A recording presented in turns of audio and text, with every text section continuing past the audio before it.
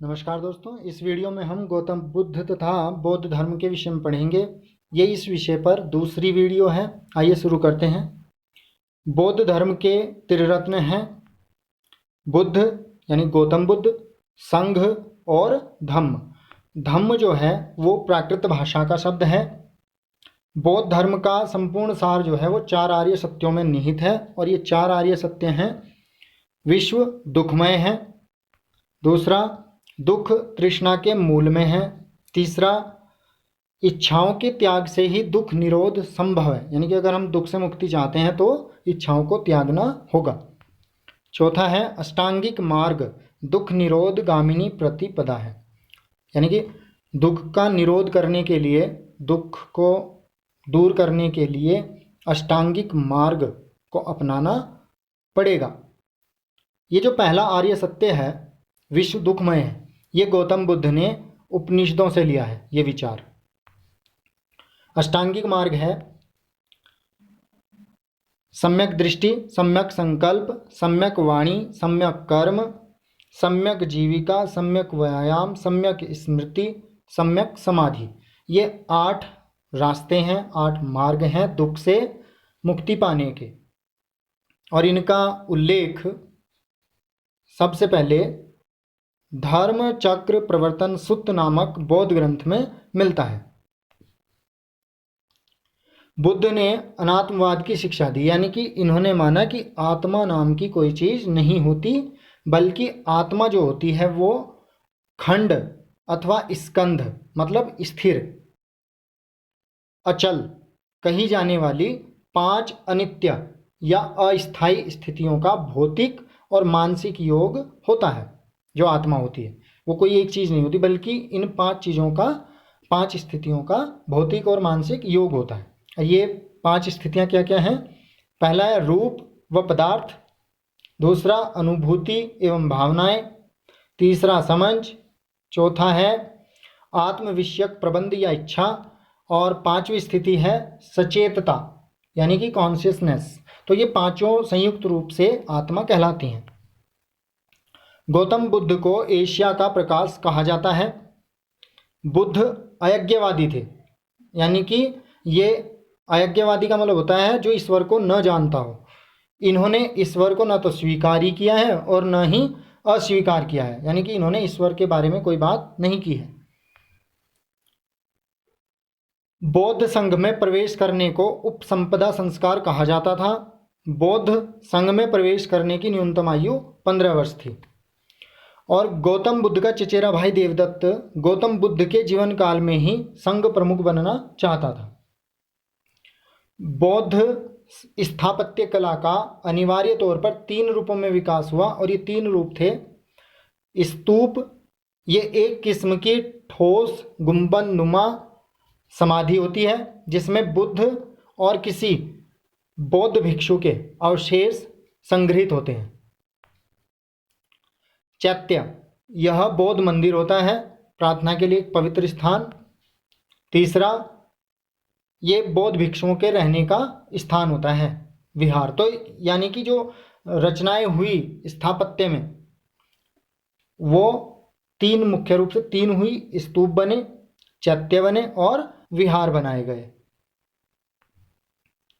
मध्यकाल में तक्षशिला, नागार्जुन कोंडा, नालंदा और विक्रमशिला जैसे आवासीय विद्यालयों के माध्यम से बौद्ध धर्म की शिक्षा का प्रसार हुआ।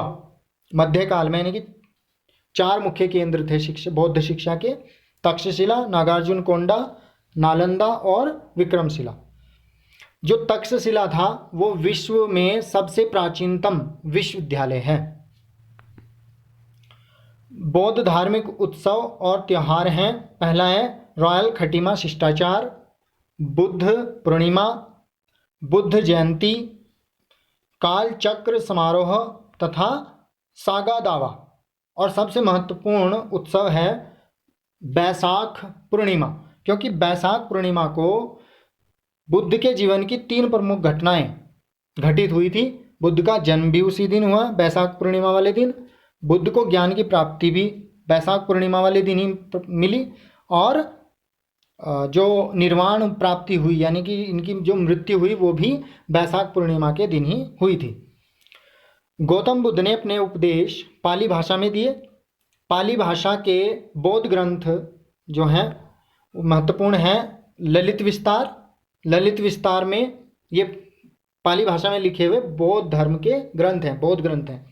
पहला है ललित विस्तार, ये गौतम बुद्ध की जीवनी है। इसमें दीपवंश ये 350 ईस्वी में लिखा गया और इसमें मौर्य सम्राट अशोक के पुत्र महेंद्र द्वारा श्रीलंका में बौद्ध धर्म के प्रचार प्रसार से संबंधित लेखा जोखा है।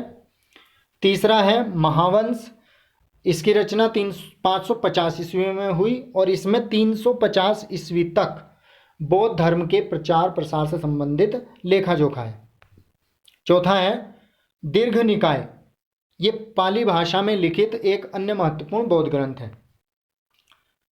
अनुगोत्तर या अंगुत्तर निकाय नाम का बौद्ध ग्रंथ जो है उसमें 6ठी शताब्दी ईसा पूर्व के 16 महाजनपदों का उल्लेख मिलता है।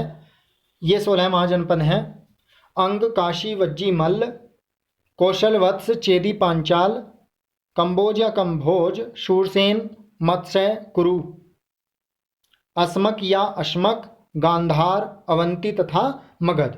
इन 16 महाजनपदों में से सबसे बाद में मगध जो था सबसे शक्तिशाली होकर उभरा। बौद्ध ग्रंथों में 6 गैर पारंपरिक या गैर वैदिक सनातनी आचार्यों का वर्णन मिलता है, उल्लेख मिलता है। सबसे पहले वर्णित आचार्य हैं पुराणकश्यप। इनका मानना था कि पुण्य आदि का मानव के काम पर कोई प्रभाव नहीं पड़ता। दूसरे आचार्य थे जिनका जिक्र बौद्ध ग्रंथों में मिलता है मक्खली घोषाल। ये भी पुराणकश्यप से सहमत थे और इनका मानना था कि अच्छे कामों का पुनर्जन्म पर कोई प्रभाव नहीं होता और इन्होंने आजीवक पंथ चलाया था।